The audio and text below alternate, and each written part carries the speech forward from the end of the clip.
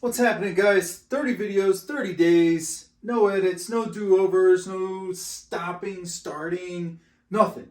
Just record and post. It's been fun. All right, so today I'm working on something called multidisciplinary thinking. So, not something new. I've written about this for decades in blogs, in DVDs. I've taught seminars and classes and courses online and you name it. I've been in this space for a long time doing this work, and I thought I would break it down for you guys a little bit. Some of what goes into the thinking behind it. What is multidisciplinary thinking? So there's a lot of people out there sharing information, doing things. But a lot of times what I see is there's gaps, right? Like they can't move from point A to point B seamlessly. They can't, like there's some pieces missing. And what that comes down to really is drilling. How do you drill to go from striking to a pistol? Or how do you go from striking to a blade? Or how do you go from pepper spray to covering to striking, or whatever the transitional space is? You have to create drills to help people get from one thing to the next. And as simple as it sounds, to me anyway, a lot of people miss the ball. A lot of people completely whiff on that aspect of it. So I thought I would break down a few things for you guys to kind of maybe help you if you're struggling in this area, or maybe confirm some of the things you're working on if you're new to this space. So, first things first, let's look at what makes up the ranges, right? So basically there are three ranges, and we're talking fighting. So three ranges in which a fight can occur, particularly as it applies to a private citizen. I as a private citizen, I'm not having ranged affairs. I'm not dealing with somebody 100 yards away. I'm not closing with them. They're not close. Like, it's just, that's not my concern. Okay, so let's contextualize things. So for the most part, I'm concerned with 10 feet and closer. Maybe stretching out to 20, like 2 car lengths, if I have somebody road raging on me or somebody in a parking lot, something like that. I might have the convenience of having that much distance, which distance equals time in which I can make a decision. However, let's be realistic and just put it at 10 feet. Just arbitrary, maybe, but let's just put it at 10 feet. That's pretty much where most confrontations are going to be. They're going to be inside that 0 to 10, right? So from 0 to 10 feet, that's my concern.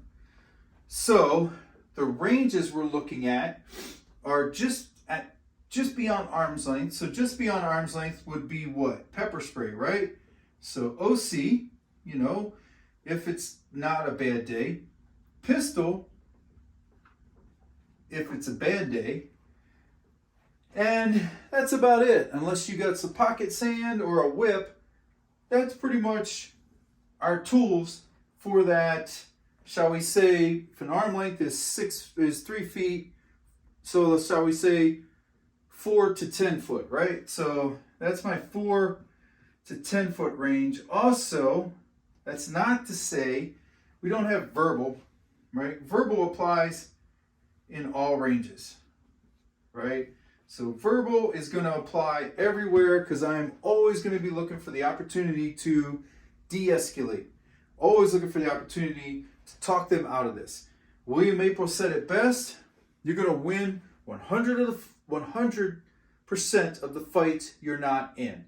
So if I can convince this guy that there's better options out there, this isn't a good, whatever. If I can just convince him to walk away, even if I feign cowardice, which that's a whole other thing, but even if I feign like, hey man, I don't want any part of this. Like, I'm good. It's not going to hurt my feelings to walk away and not get into a situation. Even if I know inside that I could wreck this fool and all of his buddies, I'm still going to do my best to walk away. Now, the next range would be that 4 foot arm's length and kind of in, right? So what would that be? That's going to be what we will loosely call stand up. All right? Now, stand up will be comprised of punching, kicking, maybe you could say some knees. Knees might work out there, maybe an elbow or two, but our core there is going to be boxing, Muay Thai, Savate, that could work there. We could throw some Savate in there.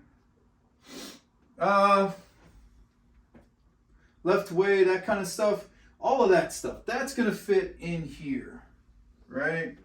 Now, next would be inside arm's length, too close to punch. Like you could punch them, but more effective tools are available in the clinch. So the clinch would be next, right? That's going to be wrestling, judo, headbutts, knees, elbows, all that stuff. And then finally, ground. And on the ground, it's really hard to beat jiu-jitsu. Like jiu-jitsu and wrestling, if you have a combo of that, you are good to go. So, this is the framework, right? So this is our basic framework right here for a multidisciplinary thinking. So 0 to 10 feet, at the 4 to 10 foot range, so just beyond arm's length, we have verbal, OC, pistol, throwing star.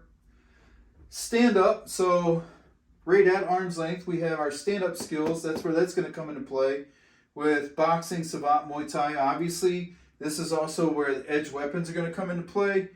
Anywhere in here down, once we are in contact, edge weapons all day will be superior to a pistol. We'll talk about that later. There's reasons why I would say that.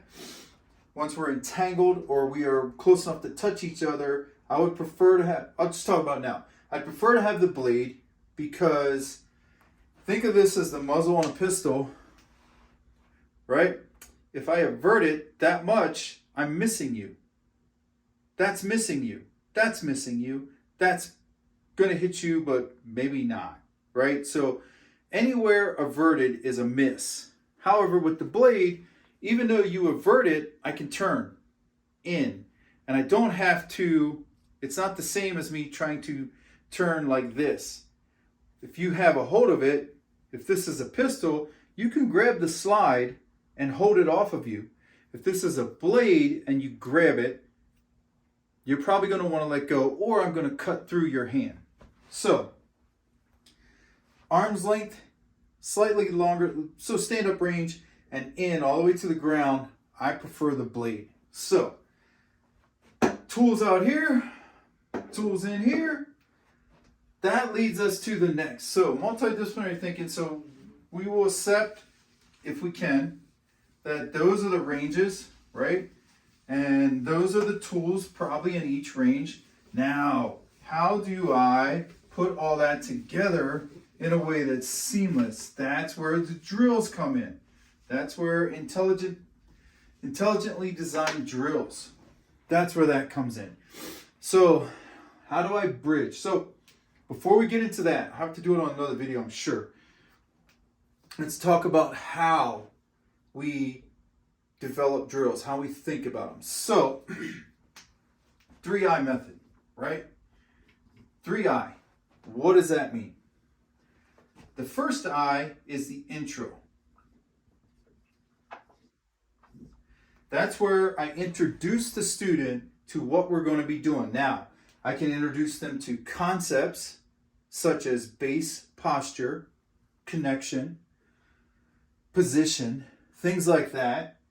And then I design, through exercise, I design drills that emphasize that. But in the intro phase, because it is an introduction to the techniques, the tools, the tactics that we're going to be using, it's light. There is almost zero resistance. There's real movement. So sidebar, aliveness is in everything we do, right? There's got to be aliveness. Aliveness is movement, timing, and resistance. Always. Now, of these, so let's say each one of these gets a bar, right? So this is a power bar coming down here, up here, right? So that category and that category. We can have movement for intro. We can have movement be right about here, like 50%, maybe 40%, if this is 0, right? This is 0, this is 100. We're right at like 40%. So we're moving realistically. So that causes the timing to be a little more realistic. So the timing is going to be about the same. These two are usually tied together. However, because they're just learning it, right? They're just getting it. I don't want the resistance too high. Imagine bringing somebody in to the weight room on their first day and saying, hey, you look strong. Let's put 405 pounds on the bar. Let's put 4 plates on each side and let's have you squat. They've never squatted before. They don't even know what a squat is. And now you're going to have them squat 405. You're going to break them, right? They're going to get broken. The same happens here. We take the resistance up here and then we wonder why people can't figure it out, right? So we have to realistically adjust the resistance. So in the intro phase, the resistance is going to be right around here. 15%, 20%. They should be experiencing an 80% to 90% success ratio. Meaning 9 out of 10 times that they try to do this with their partner, they're actually getting it. Because the resistance is low. So this also means that we stage the resistance, meaning once they start to go for it, you stop resisting and let them get it. Because we're trying to get what? The movement and the timing. Those are the important pieces. So we let them succeed enough to where they feel comfortable, and as they become more comfortable and they become more successful, then we ratchet up the resistance a little bit. However, that's what the next phase is for. The next phase, so we have our intro phase, then we have our isolation phase. So isolation is just that. I'm going to isolate a technique and then drill it against resistance, so movement, timing, and resistance, and I'm going to drill that puppy until I can't miss. There's just no way I can fail. So let's say it's a single leg takedown, just pure sport, not multidisciplinary, just pure sport. I'm going to isolate and drill that single leg. I might even start with the single leg, with the leg up, my head in good head position, and just try to finish from there. I will take specific small slices, micro fights, right? Micro matches is what we call them, or micro fights, and I will drill them at realistic movement and timing. And now though, the resistance is going to get bumped up around here. So now we're playing harder. We're trying to imitate what the real fight feels like. And of course, the success ratio in this portion of the training is going to go down. So they're going to be batting 50-50 now. So now we're looking at 50% because there's two sides to this equation. While I have your leg and my head in position and go, and I try to finish the takedown, I try to put your butt on the mat, finish the takedown, your job is to not let me finish. And so you also are learning how to be in that deficit and work your way out. I'm learning how to try to finish somebody who's fighting desperately not to let me finish them. So it's beneficial for both sides.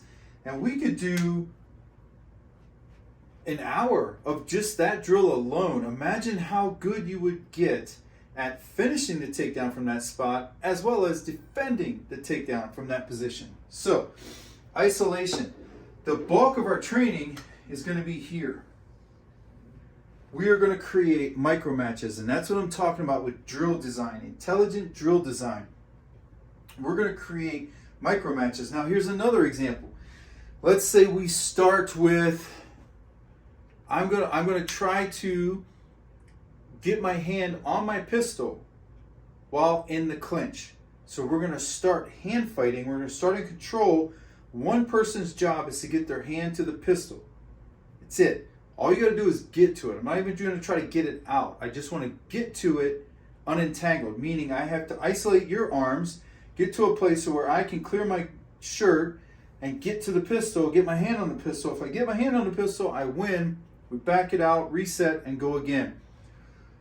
We could do that for hours and nobody gets hurt. We get a ton of reps on a very crucial part of the fight, which is that in-fight weapon access, which is so difficult to do because why? It's a timing issue, man. It's a timing issue. And nailing that down, getting it clean, getting there unentangled, half the problem is solved. The rest is just getting it out and going to work. So that's where that comes in. Now to wrap this up, because this is going forever, the final stage in the 3 I's is integration, right? So integration means what? I take all of whatever I'm working on, or I take that piece that I isolated and I put it back into the whole game and I play the whole game, right? So now I would do something like, say, a force-on-force exercise. I would do a full scenario. I would take maybe and just take the constraints off and just let us go, and the task is to win. The task is to take my opponent down, dominate them, finish the fight in whatever way I finish the fight, whether it's through submission or acquisition of a tool, however we want to decide the end state is. That's integration. Integration, just like intro, is a tiny sliver. I don't want to spend too much time in integration because you learn how, excuse me, with integration, you focus on what you're good at and you do what you're good at. In isolation, you focus on what you're not good at and you eliminate all weakness until you don't have a weakness, which is a lifelong journey and pursuit. So I'm going to do a lot of bouncing between integration and isolation, but isolation is where I'm going to spend most of my time. So let's wrap it there. We'll dig in a little more on the next video because I really want to get this out there because I'm seeing guys do stuff where I'm like, you're so close, but you're making mistakes that I made 20 years ago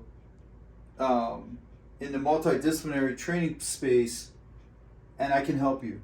So we'll talk more about it, but multidisciplinary thinking, you've got to understand the ranges and then how to construct drills within each range, micro matches that allow you to isolate specific portions of the fight where you're having trouble and smooth out the trouble spots, and then go test it through integration, go test it in a full-on scenario where you get after it and then take note, okay, here's something that was exposed, a weakness, something I didn't do well, something I need to work on, and you go back to isolation, take that piece out, isolate it, train it, maybe even go back to intro so you can smooth out, like maybe you have some technical deficiencies and that's why you had some issues here. You go back to intro, so it's a constant cycling.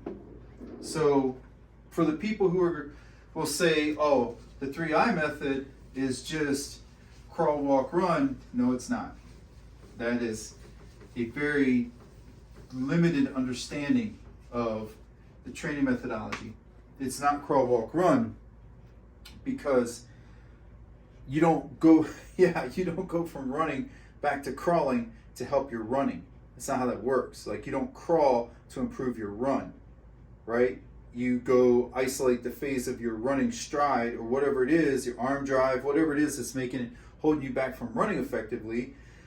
You isolate that, you maybe even intro yourself, and then isolate that portion of your run, and then work on it until you perfect it. Then you take it back out and race it and see how you do.